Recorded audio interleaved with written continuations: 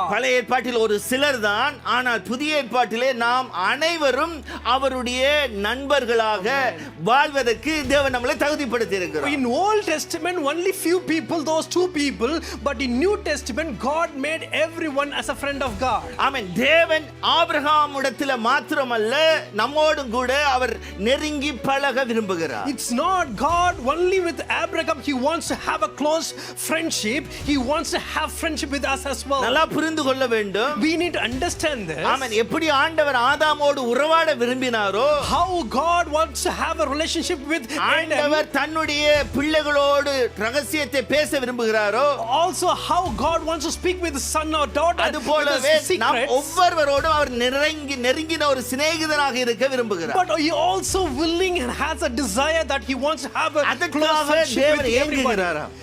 God also desire long for it. எனக்கு நண்பனாக இருக்கணும். God was longing, I need this எனக்கு friend. ஃப்ரெண்டாக இருக்கணும். My son should be a friend. தேவன் ஏங்கி கொண்டிருக்கிறார். God also long for that. இன்றைக்கு நாம் எத்தனை பேர் அதை விரும்புகிறோம் என்பது மிக முக்கியம். It's very important that how many of us we desire that. இப்போ இந்த வார்த்தை, இந்த ஸ்டேட்மென்ட் யோபு கொடுக்கும்போது யோபுடைய நிலையை கொஞ்சம் புரிந்து கொள்ளுங்க. When Job says this statement, you need to understand அவருடைய 10 பிள்ளைகளை இழந்துட்டாரு. He lost all his 10 children. அது மாத்திரமல்ல, not only that, அவருடைய சொத்துக்கள் அத்தனை இழக்கப்பட்டுட்டாரு. he lost all his asset and wealth. இப்போ சரீரமும் அவருக்கு ஒத்து கொடுக்க முடியல. Now the body also doesn't give his comfort. ஒரு கம்ஃபர்ட்டபிளான ஒரு சிச்சுவேஷன்ல அவர் இல்ல. He is not in a comfortable situation. அப்படிப்பட்ட ஒரு சிச்சுவேஷன்ல அவர் சொல்லுகிற ஒரு அறிக்கை, in that situation he gives his confession. அவர் சொல்றாரு, அவர் உதடுகளின் கற்பனைகளை விட்டு நான் பின்வாங்குவதில்லை என்று. He says, I will not depart from his commandments. அவருடைய வார்த்தைகள் எனக்கு வேண்டிய ஆகாரத்தை பார்க்கிலும் என்ன செய்தாராம், அதிகமாய் காத்துக்கொண்டேன்.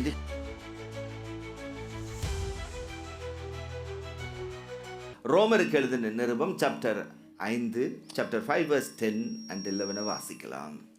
Romans chapter 5 verse 10 and 11. நாம் தேவனுக்கு சத்துருக்களாய் இருக்கையில் அவருடைய குமாரனின் மரணத்தினாலே அவருடன் ஒப்புரவாக்கப்பட்டோமானால், ஒப்புரவாக்கப்பட்ட பின் நாம் அவருடைய ஜீவனாலே ரட்சிக்கப்படுவது அதிக நிச்சயமாமே.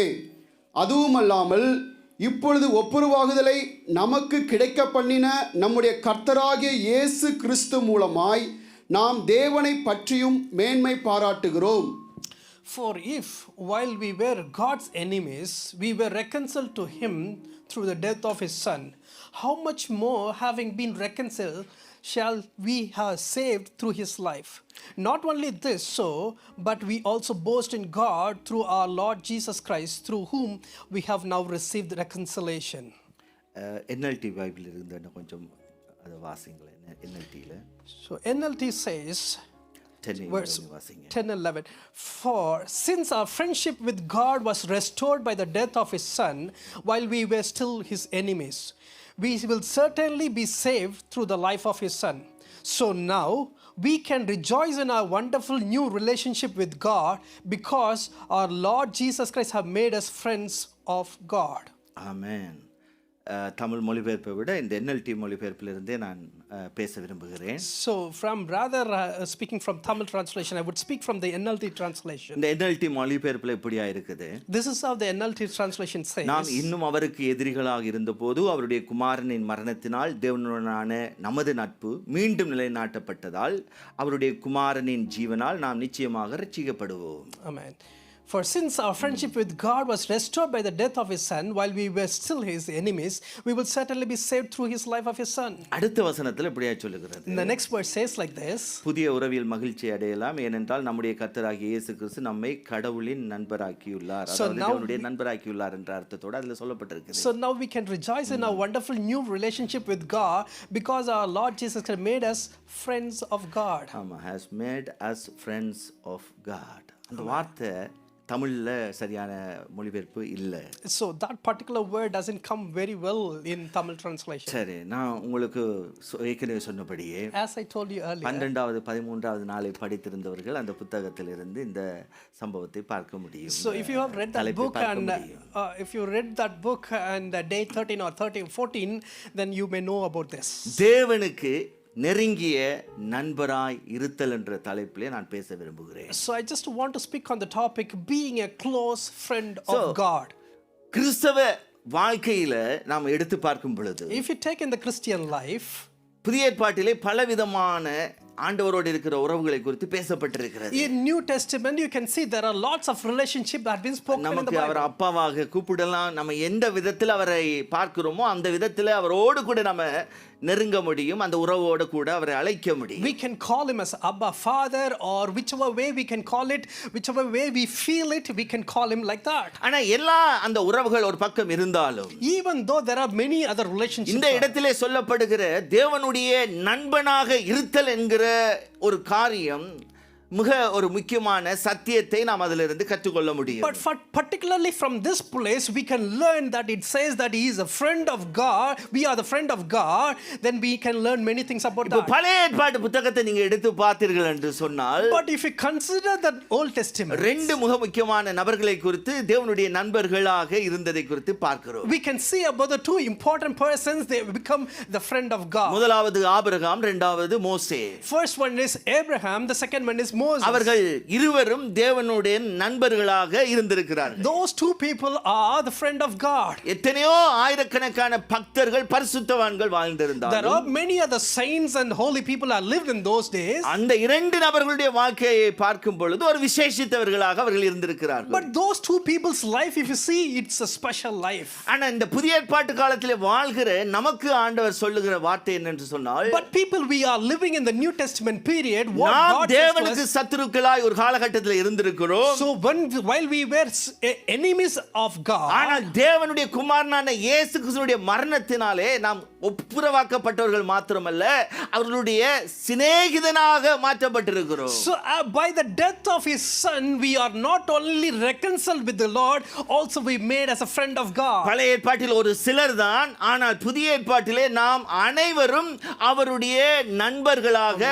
வாழ்வதற்கு தேவன் நம்மளை தகுதிப்படுத்தி இருக்கிறார். In Old Testament only few people, those two people, but in New Testament God made everyone as a friend of God. ஆமென். தேவன் ஆபிரகாம் இடத்துல மாத்திரமல்ல, நம்மோடும் கூட அவர் நெருங்கி பழக விரும்புகிறார். It's not God only with Abraham, he wants to have a close friendship, he wants to have friendship with us as well. நல்லா புரிந்து கொள்ள வேண்டும். We need to understand this. ஆமென். எப்படி ஆண்டவர் ஆதாமோடு உறவாட விரும்பினாரோ, How God wants to have a relationship with Adam, ஆண்டவர் தன்னுடைய பிள்ளைகளோடு ரகசியத்தை பேச விரும்புகிறாரோ, also how God wants to speak with his son or daughter with அதுபோலவே his நாம் secrets. ஒவ்வொருவரோடும் அவர் நெருங்கின ஒரு சிநேகிதனாக இருக்க விரும்புகிறார். But he also willing and has a desire that he wants to have a close அதற்காக friendship தேவன் with everyone. ஏங்குகிறாராம்.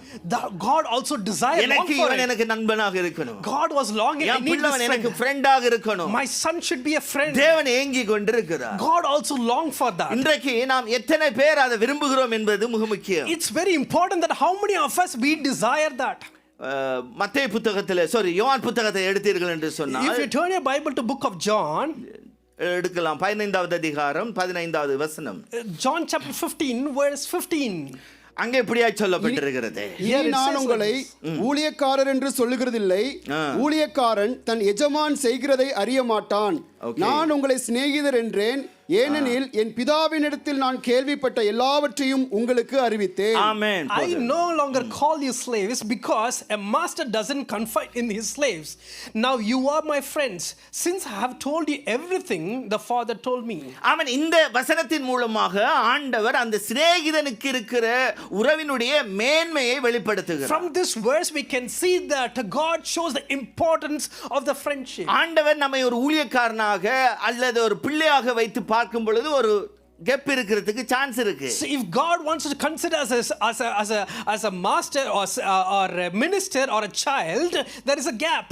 ஒரு குமாரனாக இருக்கும் பொழுது அது ஒரு பூர்ணமான வளர்ச்சி வரைக்கும் அந்த பிள்ளை இடத்துல நீ எல்லாவற்றையும் பகிர்ந்து கொள்ள முடியாது. So until the child come to a particular age, you cannot share everything with them. இந்த இடத்துல சொல்லுகிறார் ஒரு வேலைக்காரன் அப்படின்ற அடிப்படையில் சொல்லுகிறார். But in this place he speaks about நான் a எஜமானன், slave. நீங்க வேலைக்காரனாக இருக்கிறது எனக்கு விருப்பம் இல்ல. He says that I am master, I don't want to be you as a அந்த slave. வேலைக்காரன் இடத்துல எல்லாம் எஜமானன் என்ன செய்ய மாட்டான், எல்லாவற்றையும் பகிர்ந்து கொள்ள மாட்டான். Because the master does not share everything with the slave. ஆனா சிநேகிதனா இருந்தால் சிநேகிதனிடத்திலே மனசு திறந்து எல்லாவற்றையும் என்ன செய்ய முடியும், பகிர்ந்து கொள்ள முடியும். But if we are friends, then he can share everything with us. அதனால தான் அவர் சொல்லுகிறார், நான் கேள்விப்பட்ட எல்லாவற்றையும் உங்களுக்கு அறிவித்தேன் என்று சொல்லுகிறார். That's the reason he says, whatever I heard, I have shared to you.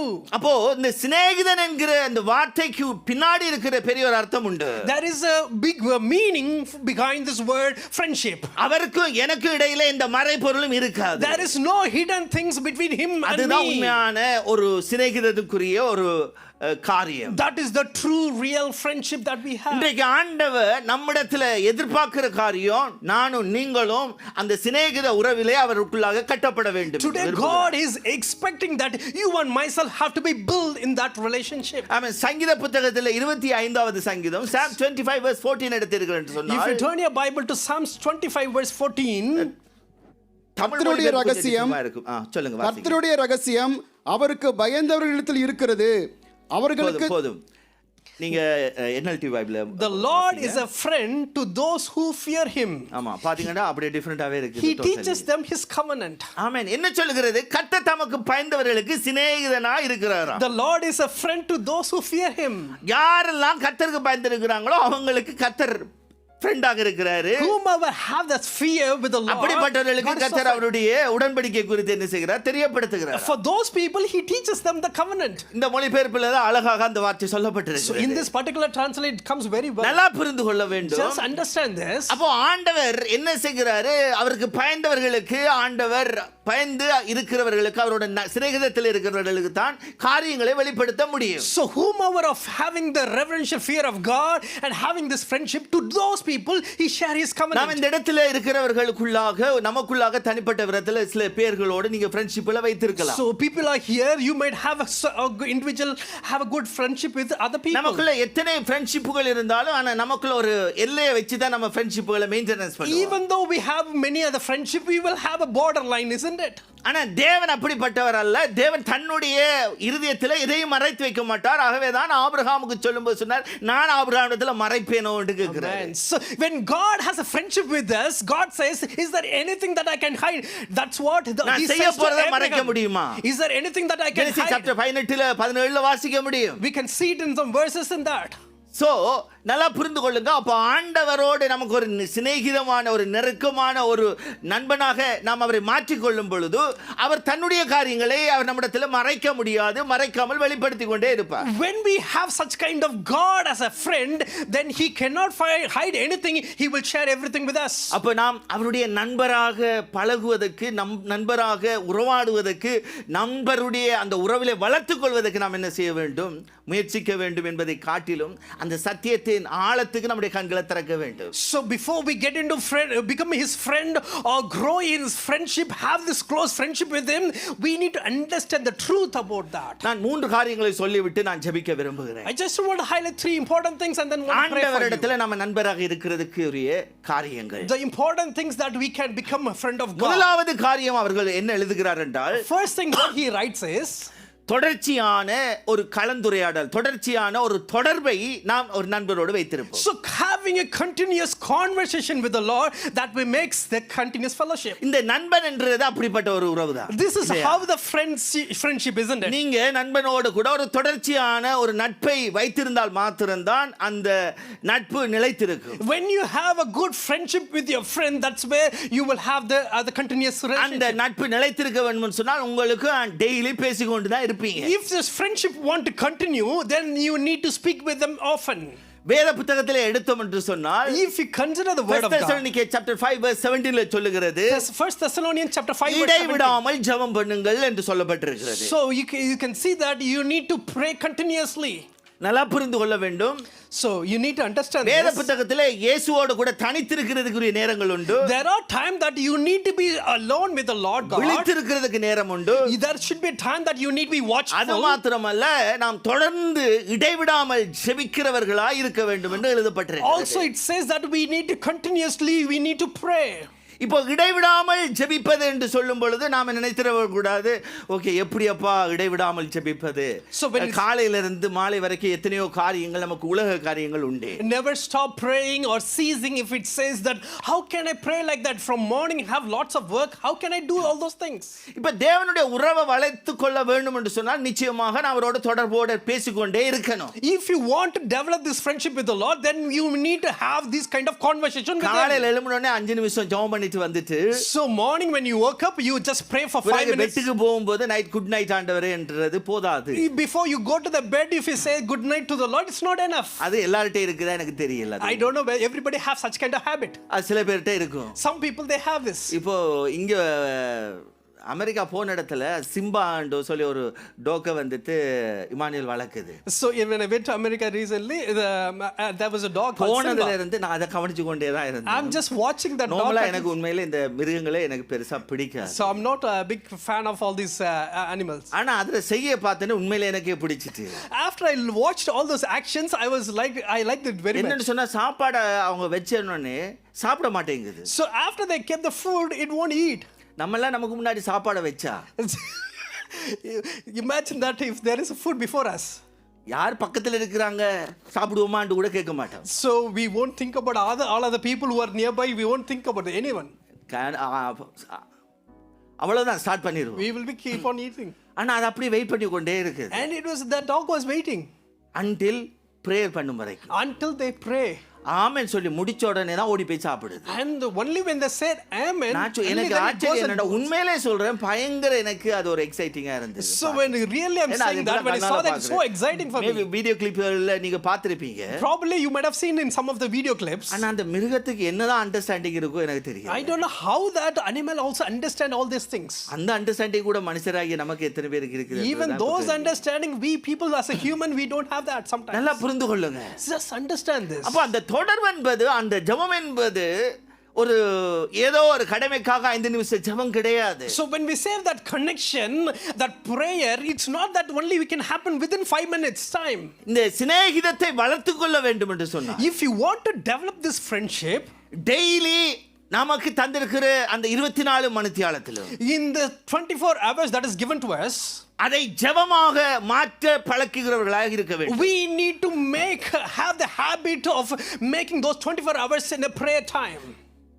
அந்த புத்தகத்தில் வந்து ஒரு குறிப்பிட்ட ஒரு நபரை குறித்து எழுதி இருக்கிறார். In that book he has written about a particular person. Practicing the Presence of God என்ற ஒரு புக்கை எழுதினவர் வந்து அதுல பேசியிருக்கிற ஒரு statement. So the person who wrote this book, Practicing the Presence of the Lord, he wrote about that person. அது அவர் என்ன சொல்லுகிறார் என்று சொன்னால், what he said about that, தேவனுடைய உறவில் இருக்கிற அந்த சிநேகிதத்தின் திறவுகோல் என்ன அப்படி என்று சொல்லிட்டு அதுல பதில் கொடுக்கிறார். So to have the friendship with the Lord, to have that, the key is, நீங்கள் செய்வதை மாற்றுவதல்ல, நீங்கள் செய்வதை குறித்த உங்கள் மனப்பான்மையை மாற்றிக் கொள்ளுங்கள் என்று எழுதுகிறார். So what you do, it's not important, the attitude of what you're doing is important. உங்களுடைய செய்கைகளுடைய மனப்பான்மையை மாற்றிக் கொள்ளுதல். You need to change the attitude. What you, நம்முடைய மனப்பான்மையில தான் அங்க பிரச்சனையே இருக்கு. the attitude is the problem. இப்ப நம்முடைய மனப்பான்மையில எப்படி வெச்சிட்டோம் என்று சொன்னால், how we have this mindset, காலையில எழுந்தா ஒரு 5 நிமிஷம் ஜெபம் பண்ணனும், அதுக்கு அப்புறம் அடுத்த காரியம் மற்ற எத்தனை பொறுப்பு இருக்கு அது அப்படின்ற மாதிரி நம்ம மனப்பான்மையில வாழ்கிறோம். we have the mindset when we woke up in the morning, 5 minutes of prayer, and after that these are the things that is scheduled, we need to do those things. நாம செய்யற அந்த மனப்பான்மையை எப்படி மாற்ற வேண்டும் என்று சொல்லி அவர் சொல்லுகிறார். how we need to change our attitude. நாம் செய்கிற இந்த சாதாரண உலக காரியங்களையும், the normal things that we do it in this world, தேவனுக்காக செய்யுங்கள் என்று we சொல்லுகிறார். need to do it for the Lord. இப்ப நாம இன்னைக்கு இப்ப நீங்க காலையில எழும்பி சர்ச்சுக்கு வரும்போது, imagine that you woke up in the morning, வரும்போது அந்த சிந்தையோட வருவீங்க. when you come to church you will have that attitude. அதுலயும் சில பேர் வரும்போது எப்படி காலையில சண்டை போட்டு வந்தவங்க இருப்பீங்க. So there are people that while coming you might have நம்ம என்னத்துக்கு வர்றோம், அங்க பாஸ்டர் லேட்டா போனா திட்டுவாரு. what you bring the conversation, if I go late pastor will be scolding me. மனப்பான்மை அங்க தான் பிரச்சனையே இருக்கு. the attitude, that's where the problem. எல்லாமே நீங்க தேவனோடு இருக்கிற தொடர்பை, அந்த உறவை காண்பிக்கக்கூடிய ஒரு மனப்பான்மையை வளர்த்துக் கொள்ள வேண்டும். So you need to have the mindset that everywhere you should have such kind of fellowship or connection with the Lord. கூட்டுனாலும் சரி, பெருக்குனாலும் சரி, குக் பண்ணாலும் சரி, whatever you clean or sweep or you cook or you எல்லாவற்றையும் நான் தேவனுக்காக செய்றேன். everything you do it for the Lord. அதை செய்து கொண்டிருக்கக்குள்ளே ஆண்டவரே ஸ்தோத்திரம். So while you are doing it, say இந்த Lord, பலத்தை praise the Lord. தந்ததற்காக ஸ்தோத்திரம். Thank you for giving me the நல்ல strength. சமைக்க தந்த பலத்துக்காக ஸ்தோத்திரம். Thank you for giving me the strength our to cook. சொல்லுகிறார், நாம பண்ணுகிற பெரிய நீண்ட ஜெபங்கள் என்பது மேபி அது நம்மளுடைய தேவனோடு இருக்கிற உறவை அந்த குறிப்பிட்ட டைம் ஆக்கி அதை என்ன செய்யும் கட் பண்ணி விட்டுருமன்றார். So what he's saying is having the long prayer and then having a separate prayer, all these things, it will stop it. அதுக்காக நின்று ஜெபம் பண்ண வேணான்னு பாஸ்டர் சொல்லிட்டாரு, இனி நான் 1 மணி நேரம் ஜெபம் பண்ண மாட்டேன், 1 நிமிஷம் தான் ஜெபம் பண்ணுவேன்னு சொல்லிட்டு முடிவெடுத்துறாதீங்க. So don't come to a conclusion, pastor has said that no need of having the long prayer, I'm just going to have 1 minute prayer. 1 மணி நேரம் விழித்திருக்க கூடாதா என்று சொல்லி ஆண்டவர் கேட்டிருக்கிறார். அந்த ஜெபம் இருக்கட்டும். So God said that at least you can wait for 1 hour, watch for 1 hour and pray. So we need to have that. நீங்க சாதாரணமாக செய்கிற வேளைகளிலும் உங்களுடைய சிந்தையிலே அப்படிப்பட்ட சின்ன சின்ன ஜெபங்கள் ஓடிக்கொண்டிருக்கட்டும். So in your normal days, in your normal work, even let us have such kind of small நீங்க prayers. சிந்தையில என்ன எடுத்துக்கொள்ள வேண்டும்னா, நீங்க செய்கிற சாதாரணமாக செய்கிற வேலைகளையும் தேவனுக்கென்று செய்கிற ஆண்டவரே, நான் உங்க பிள்ளையாக உங்க பிரசன்னத்தை சுமந்தவனாக நின்று கொண்டு செய்கிறேன் என்ற சிந்தையோடு செய்யும் பொழுது உங்களை அறியாமலே ஸ்தோத்திரங்கள் வரும். See, in the normal days, normal work, even though you do it, still you need do it for the Lord. Lord, you should say, Lord, with your presence, I'm carrying it and doing all these work. That's how you should have. ஆமென். அப்படிப்பட்ட அந்த சிந்தையை வளர்த்து கொண்டீர்கள் சொன்னால் அது உங்களுக்கு தொடர்ச்சியாக தேவனோடு இருக்கிற அந்த தொடர்பை, கம்யூனிகேஷனை வளர்த்துக் கொள்வதற்கு உதவியாக இருக்கும். So if you have that kind of mindset, then it will help you to grow continuously and have the communication with the வரும்போது Lord. எத்தனையோ காரியங்களை ஆண்டவரிடத்தில் ஜெபித்திருக்க முடியும். Probably while you are coming, you might have many kind of prayers. நீங்க வந்த வழியிலே எத்தனையோ பேர்களை நீங்க பார்த்திருப்பீங்க. Also on the way, you might have met many other people as well. இல்ல வந்தேன்னா இங்க சர்ச்சில் வந்து தான் நான் half an hour ஜெபம் பண்ணுவேன். So no, if I come here, I will just come here and then pray here only for. On the way வரும்போது நீங்க ஆம்புலன்ஸை பார்த்திருக்கலாம். So on the way while you are coming, you might send the ambulance. கார்கள்ல போறவங்களை பார்த்திருப்பீங்க. Many people அவங்க are எத்தனை பேர் on the car. ரட்சிக்கப்பட்டிருக்காங்க உங்களுக்கு தெரியாது. You don't know how many people have been saved. இல்ல ஆண்டவரே, நான் அந்த 1 மணி நேரம் ஜெபத்துல தான் நான் வந்துட்டு அந்த ஆத்துமாவுக்கு எல்லாம் ஜெபம் பண்ணுவேன்னு சொன்னீங்கன்னு சொன்னா அந்த ஜெபங்களை எல்லாம் மறந்து விட்டுருவீங்க. So if you say that I will come here and then pray for all those people for 1 hour, then you will forget all those people. நாள்தோறும் செய்கிற காரியங்களிலே உங்களுடைய சிந்தையிலே அந்த ஜெபத்தை கொண்டு வந்துருங்க. In the daily life, you need to bring all those things in your mind and you need to pray for them. ஆண்டவரே, இந்த ஆத்துமாவை ரட்சியும். ஒரு வார்த்தை போதும். Just one word should be enough. Lord, save this soul. ஆண்டவரே, இந்த பகுதியால போகிற ஆண்டவரே, இந்த பகுதியில வாழ்கிற ஜனங்கள் ரட்சிக்கப்படட்டும். Lord, I'm going through this area. Lord, people in this area, Lord, save them. ஆண்டவரே, இந்த நாள்ல நல்ல மகிழ்ச்சியா இருக்கு தந்ததுக்கு நன்றி. Lord, thank you for giving us being glad and வாயில happiness. இருந்து ஏறெடுக்கிற சின்ன சின்ன ஒவ்வொரு சொற்கள் கூட அவருக்கென்று ஏறெடுக்கிற அந்த சொற்கள் நிச்சயமாக அவரை சந்தோஷப்படுத்தும். Every word that we utter from our mouth for his regard, it will be answered. He will be listening to it. Information அவரோட நாம கொடுத்து கொண்டே இருக்கிறோம். We just pass on the information to him ஆண்டவரிடத்தில் சொல்லிக் கொண்டே இருக்கிறோம். and keep on saying to him. இதை பழக்கி வைக்கும் பொழுது அந்த உறவு என்பது நிலைத்திருக்கிறதை பார்ப்பீங்க. So when we practice that, then the relationship it will be very stronger. ஒவ்வொரு நாட்களிலும் அப்படிப்பட்ட சிந்தையை வந்ததுன்னு சொன்னாலே நீங்க ட்ரையா இருக்கிறத ஃபீல் பண்ண மாட்டீங்க. Every day when you have such kind of mindset, then you don't feel that you are dry. சில நேரங்களில் நம்மளுக்கு சில காரியங்களை பார்க்கும்போது நம்மளை அறியாமலே அழ வச்சிருவாரு. Sometimes when you see something, God made you to cry.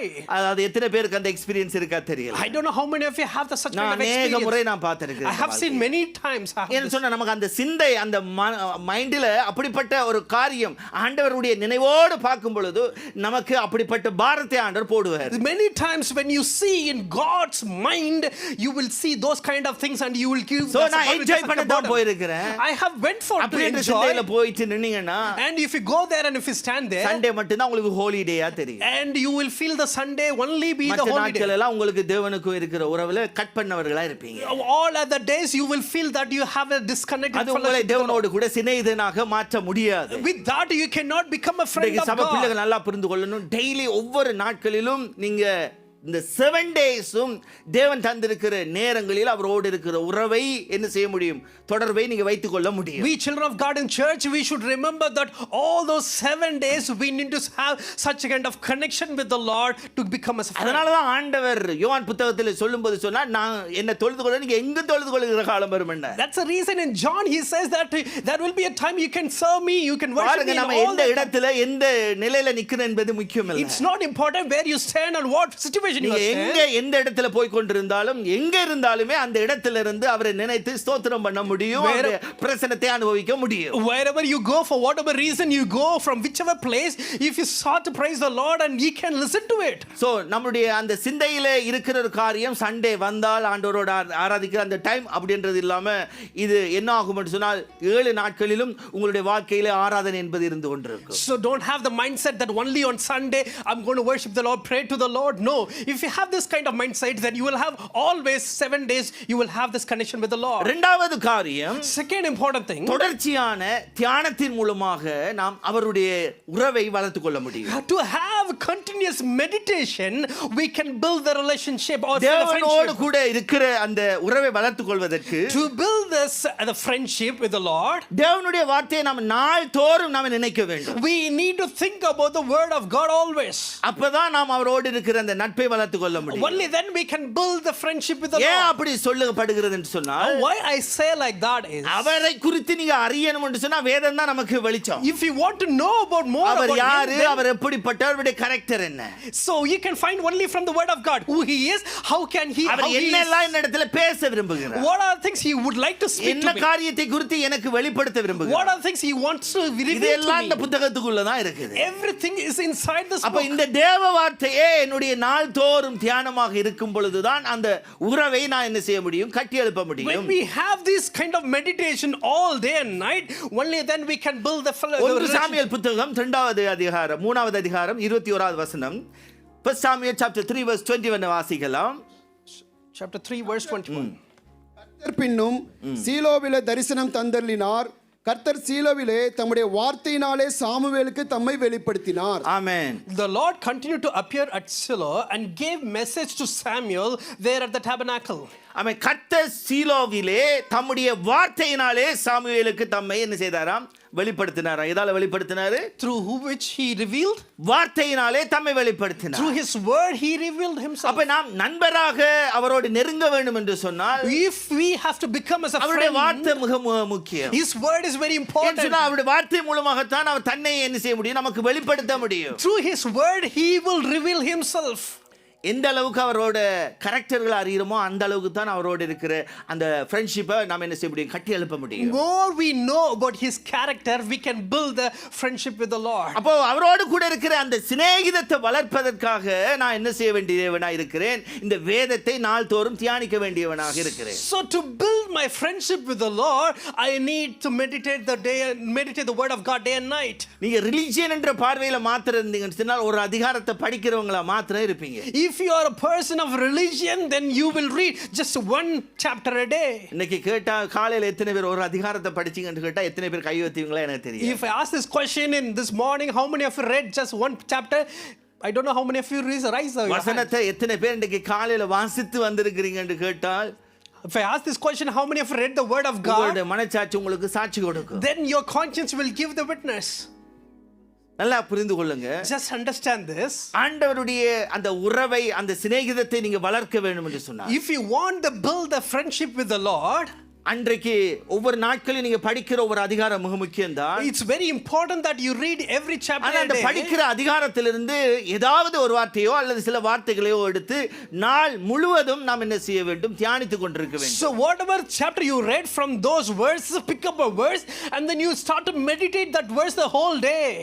அந்த புத்தகத்தில் எழுதுகிற ஒரு ஸ்டேட்மெண்ட் இப்படியாக See, கொடுக்கப்பட்டிருக்கு. in that book there is one other statement says ஒரு like this. பிரச்சனையை மீண்டும் மீண்டும் நாம திங்க் பண்ணி கொண்டிருந்தா அதுல பேர் கவலையா. So when you start to think about a problem again and again, that is called sorrow. ஆனா ஒரு தேவனுடைய வார்த்தையிலிருந்து ஒரு வார்த்தையை எடுத்து மீண்டும் மீண்டும் திங்க் பண்ணி கொண்டிருந்தா அதுல பேர் தான் தியானம் என்று எழுதுகிறார். So with the same way, when you start to pick up a verse from the Bible and start to think about it day and night continuously, then that is called meditation. இப்ப நம்ம ஒரே ஒரு காரியம் தான் அதுல வித்தியாசம். Only one thing is different. இப்ப பிரச்சனை மேல இருக்கிற அந்த சிந்தையை ஆண்டவருடைய வார்த்தை மேல வச்சிடுறோம். All we do it is having your mindset on the problem, you're turning that mindset towards the word of God. நம்ம பிரச்சனையே நான் திங்க் பண்ணி கொண்டிருந்தேன்னா, If you keep on thinking the problem, நிச்சயமாக அந்த கவலை நான் அழுத்தி கொண்டு தான் இருக்கும். for sure that problem will start to oppress me. நிச்சயமாக அது உங்களுடைய வாழ்க்கையில தேவனோடு இருக்கிற உறவையும் என்ன செய்யும், மட்டுப்படுத்தும். Also that same problem going to be break your relationship with the ஆனா Lord. அதுக்கு பதிலாக என்னுடைய சிந்தையை தேவ வார்த்தை மேல வைத்து அந்த அந்த நாள் முழுவதும் அதை தியானிக்கும் போது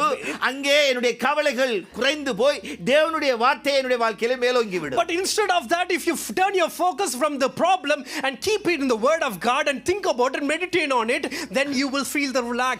யோபு புத்தகத்துல யோபு இப்படியாய் சொல்லுகிறார். So in the book of Job, Job says like chapter this. 23 verse 12 எடுத்தீங்கன்னு சொன்னா எடுத்து வசனத்தை எடுத்து வாசிங்க. பைபிளை திறந்து பாருங்க அந்த Just turn to your Bible, Job chapter 23 verse 12. பாருங்க. அவர் உதடுகளின் கற்பனைகளை விட்டு நான் பின்வாங்குவதில்லை, அவருடைய வாயின் வார்த்தைகளை எனக்கு வேண்டிய ஆகாரத்தை பார்க்கிலும் அதிகமாய் காத்துக்கொண்டேன். ஆமென். I have not departed from his commands, but have treasured his word more than daily food. இப்போ இந்த வார்த்தை இந்த ஸ்டேட்மென்ட் யோபு கொடுக்கும்போது யோபுடைய நிலையை கொஞ்சம் புரிந்து கொள்ளுங்க. When Job says this statement, you need to understand அவருடைய 10 பிள்ளைகளை இழந்துட்டாரு. He lost all his 10 children. அது மாத்திரமல்ல, not only அவருடைய that, சொத்துக்கள் அத்தனை இழக்கப்பட்டுட்டாரு. he lost all his asset and wealth. இப்போ சரீரமும் அவருக்கு ஒத்து கொடுக்க முடியல. Now the body also doesn't give his comfort. ஒரு கம்ஃபர்ட்டபிளான ஒரு சிச்சுவேஷன்ல அவர் இல்ல. He is not in a comfortable situation. அப்படிப்பட்ட ஒரு சிச்சுவேஷன்ல அவர் சொல்லுகிற ஒரு அறிக்கை, in that situation he gives his confession. அவர் சொல்றாரு, அவர் உதடுகளின் கற்பனைகளை விட்டு நான் பின்வாங்குவதில்லை என்றார். He says I will not depart from his commandments. அவருடைய வார்த்தைகள் எனக்கு வேண்டிய ஆகாரத்தை பார்க்கிலும் என்ன செய்தாராம், அதிகமாய் காத்துக்கொண்டேன் என்று சொன்னார். And he says he has treasured his word more than daily food. யோபு குறித்து நாம் சொல்லும்போது சொல்றோம் ரெட்டிப்பான ஆசீர்வாதத்தை பெற்றான். When we speak about Job, we say like he was blessed twice. அந்த ரெட்டிப்பான ஆசீர்வாதத்துக்குரிய கீவேர்ட் இங்க இருக்குது. Here is the key word for having that double for blessing. அவ்வளவு கவலைகள், அவ்வளவு உபத்திரங்கள், அவ்வளவு நிந்தனைகள், நெருக்கங்களுக்குள்ள போய் கொண்டிருக்கிறார். அங்க நண்பர்கள் கூட அவரை நெருக்கி கொண்டிருக்கிறார். So he was going through all kind of oppression, problem and suffering. Even the friends were oppressing him. ஆனா அவர் சொல்றாரு, ஆண்டவருடைய வார்த்தையை நான் விட்டு விலகல. But he says I will not depart from the word of God. ஆண்டவருடைய வார்த்தையை நான் ஆகாரத்தை பார்க்கிலும் நான் அதிகமாக காத்துக்கொண்டேன் என்று சொல்றார். And he says he takes that as a treasure more than his food. தேவ பிள்ளைகளே, நாம எந்த அளவுக்கு இருக்கிறோம்? Today we children of God, how we are. எப்ப நமக்கு டைம் கிடைச்சதுன்னா அன்னைக்கு மட்டும் ஒரு அதிகாரத்தை எடுத்து தியானிப்பதல்ல. So when we get a time, only that time we will pick up a word and then start to read a chapter. ஆமென். நாம தேவனுடைய நண்பனாக மாற வேண்டும் என்று சொன்னார். If we want to become the friend of God, இந்த வார்த்தை மேல அவ்வளவு நமக்கு ஒரு பிரியம் வேணும். we need to have that longing and desire அந்த for the அளவுக்கு word. வார்த்தை மேல நமக்கு ஒரு வாஞ்சை இருக்கணும். We need to have such kind of longingness for the amen. word. இதை தான் ஸ்மித் விக்கில்ஸ்வர்த் செய்வார். This is what the Smith Wigglesworth does. அவர் விசுவாச அப்போஸ்தலன் என்று சொல்றோம். He is called as a faith apostle. half an hour க்கு ஒரு தரம் பைபிளை எடுத்து வாசிப்பார் அவர். Every half an hour he opens the Bible and he reads எப்படி தான் அந்த மனுஷன் அப்படி வாழ்ந்தாரா? I don't know how he lived such kind of life. இன்றைக்கும் அப்படிப்பட்ட சரித்திர காரியங்கள் நிறைந்த சாட்சிகள் எத்தனை பேர்களுக்கு உண்டு. There are many other testimonies like that in even today's date. சங்கீதக்காரன் கூட அப்படியே சொல்லுவார். Even the Psalms that David says. Psalm 119 ல வாசித்தீர்கள் என்று Psalms 119 he says. verse 97 இப்படியா எழுதப்பட்டிருக்கு. Verse 97. உமது வேதத்தில் நான் எவ்வளவு பிரியமாயிருக்கிறேன், நாள் முழுவதும் அது என் தியானம். So 97 verse 97 it says, oh how I love your instruction, I think about them all day long. நாள் முழுவதும் அது என் தியானம் என்று சொல்லுகிறார். All day long I think about your word. சங்கீதக்காரனை குறித்து நமக்கு தெரியும். We know about the David. நம்மை பார்க்கிலும் அதிக பொறுப்புள்ள ஒரு மனுஷன். He was a person have the lots of ராஜாவாக இருந்து responsibility. தேசத்தை நடத்தணும். He has to be a king and then rule the country. குடும்பங்கள் அத்தனை பிள்ளைகள் அத்தனை மனைவிகள் இருக்குது, எத்தனையோ காரியங்கள் அவருக்கு இருக்கு. He has a bigger family, many children, many wives, அத்தனையும் many run other பண்ணணும். things. He has to run everything. வர்றவங்களுக்கு அட்வைஸ் பண்ணணும். He need to give the counseling for the people. எல்லாம் இருக்கும்போது அவர் சொல்றாரு, You have all those problems. நாள் still. முழுதும் என்னுடைய தியானம் என்று சொல்லுகிறார். But in spite of that he says all day long I think அதனால about தான் your கர்த்தருடைய இருதயத்துக்கு ஏற்ற மனுஷனாக That's the reason he become very fond of நல்லா God's heart. புரிந்து கொள்ளுங்க. Just understand this. அப்ப நம்மளால அதை செய்ய முடியும். So we can also do that. தேவன் ஒரு காரியத்தை நம்முடைய இதயத்திலே போட்டார். If God puts something in our நாம் heart, அன்றைக்கு வாசிக்கிற அந்த அதிகாரத்திலிருந்து ஒரு வார்த்தை உங்களோடத்துல பேசுமானா, if one of the word that you speak and you read அந்த regularly, வார்த்தையை தொடர்ச்சியாக தியானித்துக் கொண்டே இருங்க. when you need to keep on meditating that அந்த word, வார்த்தை மூலமாக கர்த்தர் உங்களுக்கு தன்னுடைய காரியங்களை வெளிப்படுத்த முடியும். through that word God started to reveal about him in those verses. இது ஆண்டவர் விரும்புகிறார். Did God like அப்ப நான் that? தேவனோடு இருக்கிற அந்த ஃப்ரெண்ட்ஷிப்பை வளர்த்துக் கொள்வதற்கு நான் நாள்தோறும் தியானிக்கிறவனாக இருக்க வேண்டும். So to build the friendship with the Lord, we need to have such kind of meditation life all day long. பெரியவர்கள் மாத்திரமல்ல, இந்த இடத்துல வாலிப பிள்ளைகளுக்கும் சொல்லுகிறேன். It's not only for the adult people, even the young children who are நாம here. எல்லாம் எத்தனை பேர் கேம்ஸ்ல வந்துட்டு எத்தனை மணித்தியாலத்தை வேஸ்ட் பண்றோம். How many of the hours we spend like in games? அது டைம் போறதே தெரியாம இருக்கும். Sometimes we don't know about the time we ஏன் pass. கொஞ்ச நேரத்தை அதுக்கு கொடுக்கலாமே ஆண்டவருடைய வார்த்தை. Why can't we give some time for that word of கொஞ்ச நேரம் God? ஆண்டவருடைய வார்த்தை எடுத்து தியானிக்கலாம். We can keep on meditating some இந்த word. பிள்ளைகளை நாம உற்சாகப்படுத்தணும். We need to encourage our children. இன்னைக்கு காலையில என்ன படிச்சேன்னு இடையில கேளுங்க. You need to ask the children what you read in the என்ன morning. இன்னைக்கு வாசிச்ச? What was the one you நீங்க read? அப்படி கேட்கிற ஒரு பெற்றோரா இருப்பீங்கன்னு சொன்னால் தான் உண்மையிலே உங்களுடைய பிள்ளைகளை சரியான பாதையில நடத்துவீங்க. So if you're the parents that you are asking those kind of questions, then you are leading them in the right path. கண் கெட்ட பின்பு சூரிய நமஸ்காரம் செய்ய முயற்சிக்காதீங்க. Don't try to have the sun worship after you lost your நான் blindness. சொல்ல வர்ற சத்தியம் உங்களுக்கு புரியுமே நினைக்கிறேன். I hope you could understand what பிள்ளை I'm trying கெட்டு to போன say. பிறகு ஐயோ இந்த பிள்ளை கெட்டு போயிட்டாலே என்று சொல்றதுல அர்த்தம் கிடையாது. After your child become lost, spoiled, then you தேவன் cannot say that. தந்திருக்கிற இந்த நாட்களில் அந்த பிள்ளைகளை உற்சாகப்படுத்துங்க. The time that God has given to you, you need to encourage your children. அம்மா இந்த வசனத்தை வச்சு தியானி.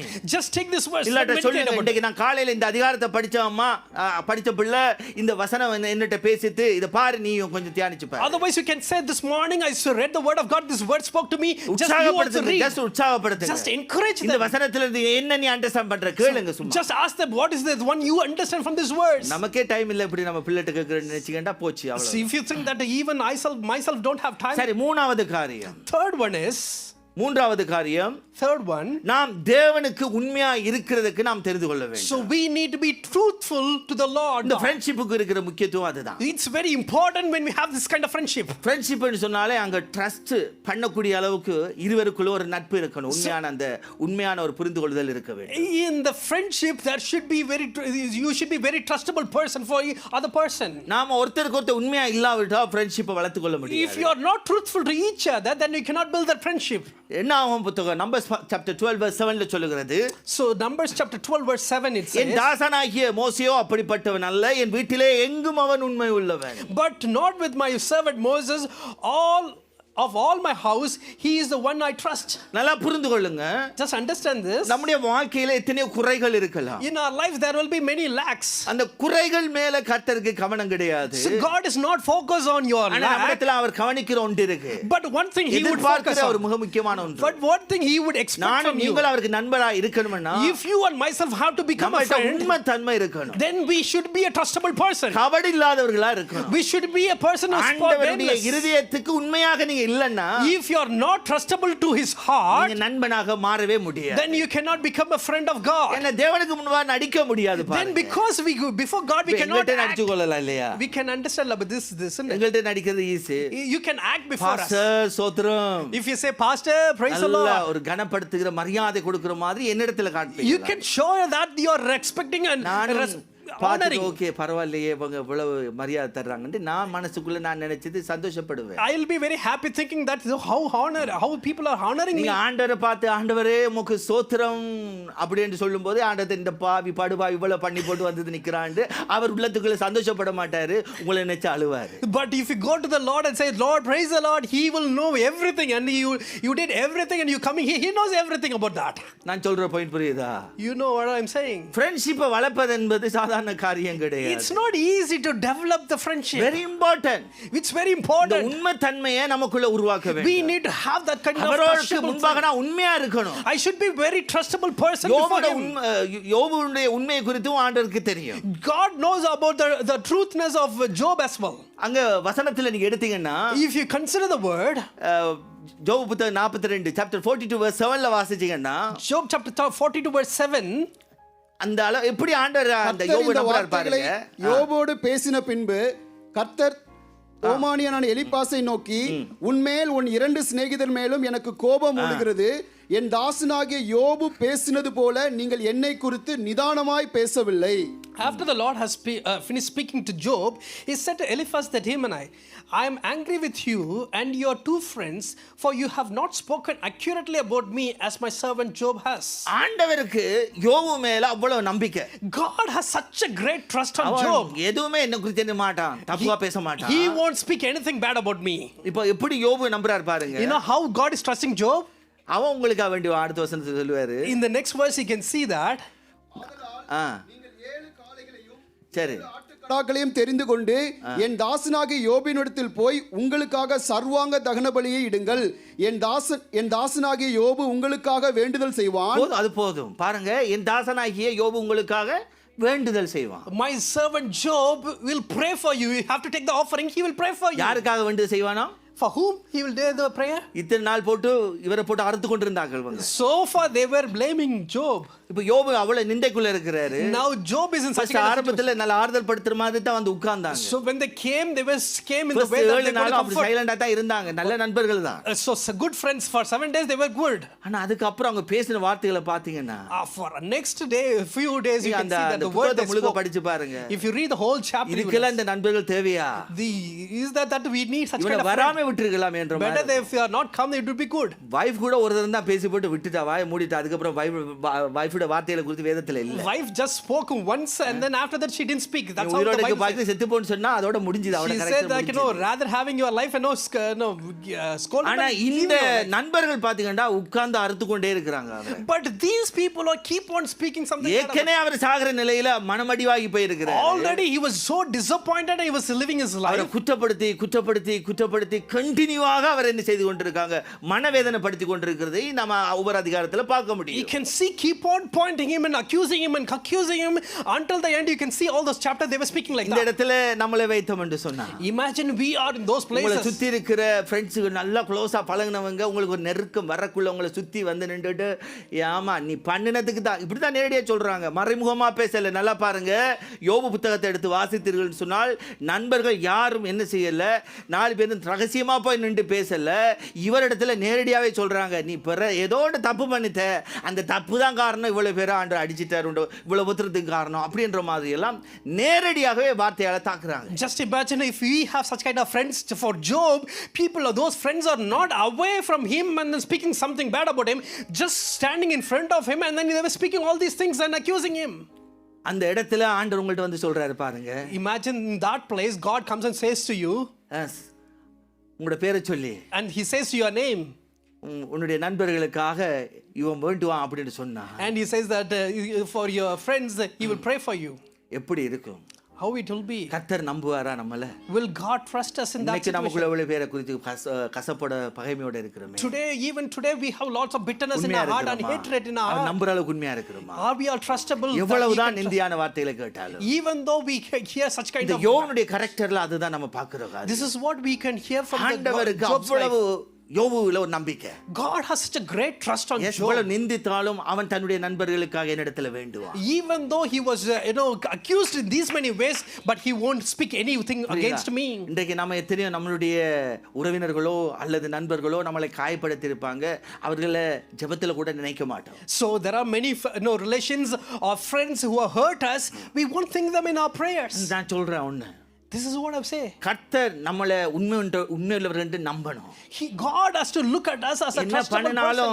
என் பிள்ளை என்ன நேசிக்கிறான், whatever I do it, my child will love me. நம்புற அளவுக்கு இருக்கிறான், எந்த கரெக்டரோட இருக்கிறான். He is a trustable person. He has my character. அளவுக்கு நம்முடைய அந்த காரியத்துல நம்முடைய வாழ்க்கையில அந்த உண்மை தன்மை வெளிப்படணும். So we need to build up our trust in that way. மோசேக்கு ஒரு சந்தர்ப்பம் கிடைச்சது. Moses got one other opportunity. வேதத்துல சொல்லுதான், உண்மையிலே என்னுடைய வீட்டில எல்லா இடத்துல உண்மை உள்ளவன் சொல்றார், உண்மைதான். In Bible God says that he in all my houses he is so faithful. He says that. எக்ஸோடஸ்ல chapter 32 verse 10 ல பாத்தீங்கன்னா, but in Exodus ஆண்டவருக்கு ஜனங்கள் மேல கோபம் வருது. God gets angry. கோபம் வந்தோனே சொல்றாரு, என்ன விட்டுரு, and he says நான் இந்த ஜனங்களை அழித்து போட்டு உன்ன பெரிய ஜாதியாக்குவேன். He says that just leave me alone, let me destroy these people and make you as a great nation. So he got a big opportunity. பெரிய opportunity. It's got a big opportunity. எல்லாத்தையும் நான் அழிச்சிறேன். I will destroy everyone. எப்படி Abraham போல இன்னொரு Greta ஒரு ஜெனரேஷனை உள்ளே இருந்து உருவாக்குறேன். So just like Abraham, I will raise up you and from you I will get it. If this opportunity we get, ஆண்டவரே மற்ற எல்லாரும் தூக்குறீங்களா, என்ன உயர்த்த போறீங்களா, ஓகே சந்தோஷம் ஆண்டவரே, இப்போ உடனே செய்யுங்க ஆண்டவரே. Lord, are you going to destroy all those people and lift me up? Oh, that's right.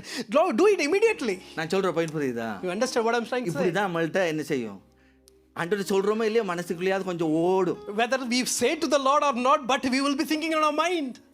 புரியுதா? ஆனா யோபு இந்த மோசே அப்படிப்பட்டவனா இருக்கல பாருங்க. But Moses is not like such kind of person. பரிந்து பேசுறான் பாருங்க. He was started to plead for அவங்களை அழிச்சிடாதீங்க. No Lord, don't destroy them. அந்த உண்மை தன்மை அங்க தான் இருக்குது. That's where we can see the சந்தர்ப்பம் இருந்தது. He got an opportunity. ஆனா ஆண்டவருக்கு தெரியும் இந்த மோசே அவன் என்ன போல இருதயம் உள்ளவன், என்ன போல இந்த ஜனங்களை நேசிக்கிறவன்.